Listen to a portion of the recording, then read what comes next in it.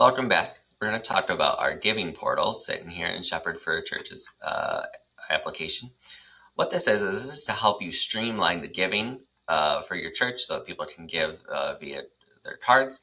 We use a portal totally on Stripe billing portal so that this is all 100% secure, very safe. They're a very large company that takes care of everything for us to make sure that we are, PCI compliant and everything else that it needs to be, so that there is no concern over the security of people's banking and card information.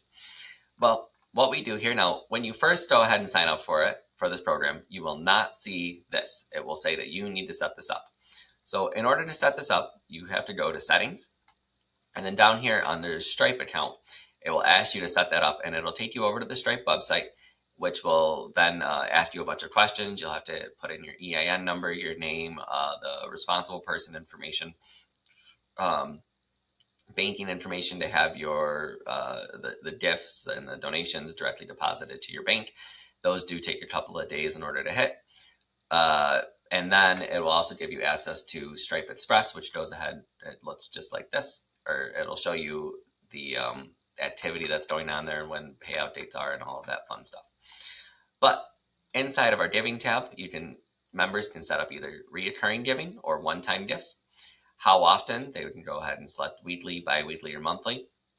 It will also allow them to allocate their gifts. So let's say they're going to give to the Building Projects Fund every month or every week, and they want to do their general fund and they're going to do missions.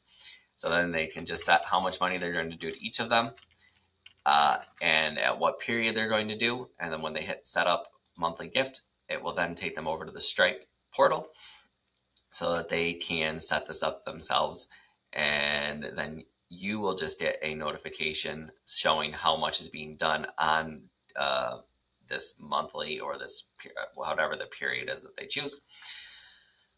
And then there's also the option for a one-time gift. What that could be is if they don't want to set up reoccurring giving, they can do it as a one-time gift, or if they're just doing like a one-time gift to a building fund or whatnot, they can put that in there. They just have to be sure to choose the fund, choose the amount, and then click give, and that will take them over to the portal. For administrators only, there's this little button down here. It's a little bit hidden. It's called Add a New Fund. So let's say you want to do a roof repair. So you're trying to raise money for the roof repair. You can go ahead and hit Create Fund. And then after it creates, sometimes you have to give it a little bit. It will eventually show up on here as a option for them to give to the roof repair fund. Now, it does take it a few minutes to load through everything, but when it is there, people can give to it.